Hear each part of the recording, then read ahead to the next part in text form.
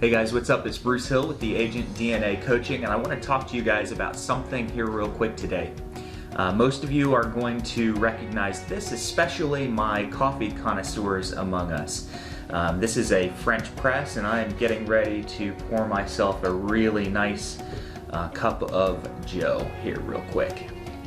It would help if I actually turned the spout around where it could pour out. So, giving myself a nice cup of coffee this morning. This is probably my third cup at this point.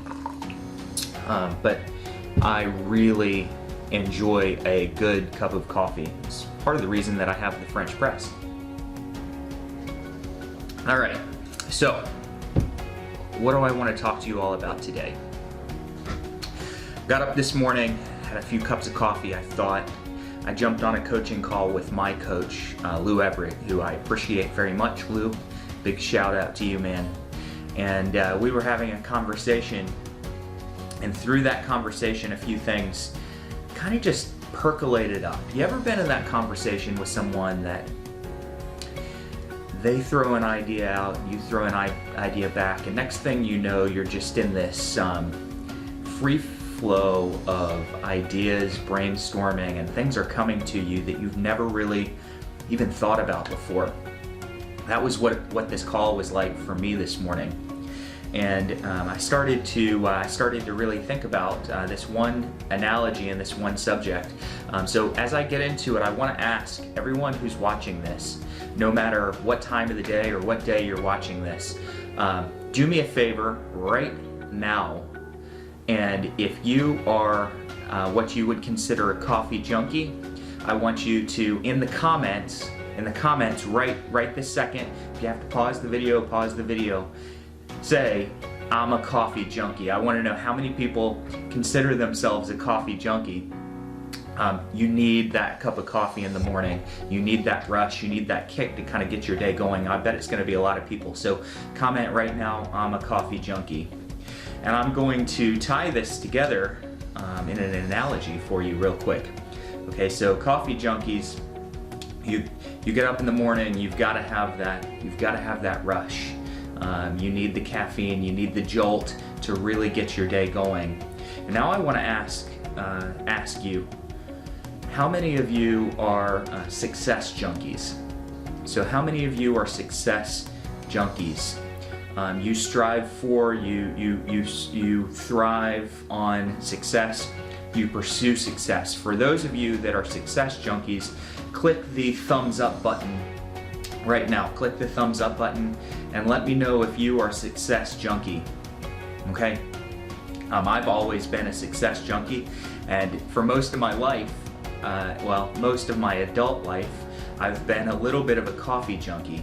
Alright, now back in the day I used to drink coffee. Now I'm using this French press. I used to drink Keurig coffee. And before that, before there was Keurig, I was probably like a Maxwell House guy. I don't know, or a Folgers guy. I'm not sure exactly. I can't remember exactly what I used to drink. But I know that I gravitated over to a Keurig when those came out. And those were instant coffee, pretty much instant. Within, I could put a cup in, I could put the pot in, I could hit brew, and within like 20 seconds, I'd have a cup of coffee, because I was a coffee junkie. And those of you who've already commented, don't go delete your comment. I need to see how many of you are coffee junkies. Don't say, oh no, I see where this is going, Bruce. I'm gonna delete my comment, or I'm gonna delete my thumbs up. Leave it up there, because I'm gonna ask you guys a couple of questions here in a few minutes and see if your outlook on life and success has changed. So I was a coffee junkie. I'd throw Keurig in. I drank multiple Keurigs a day. It was instant coffee. It was that instant jolt. And I didn't care how good the coffee was. You know, you see, a drug junkie doesn't care how good the drugs are. They just want the fix. A coffee junkie doesn't care how good the coffee is. They just want the fix. They want the caffeine fix or the caffeine jolt. A success junkie probably doesn't care how good the success is or how short-lived it is. They just want the success jolt. But if you are going to have true and long-lasting success in your life and in your business, you need to change your mindset from that of a junkie over to that of a connoisseur. Okay, now there are people that make that are real coffee connoisseurs, and they would look at my little French press here and go, "Oh man, Bruce, you are taking a shortcut."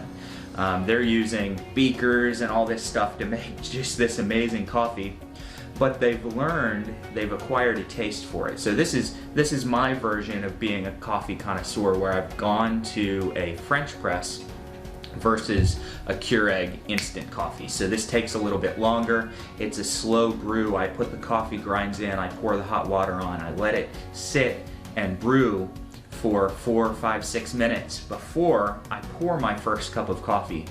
And it's much better that way.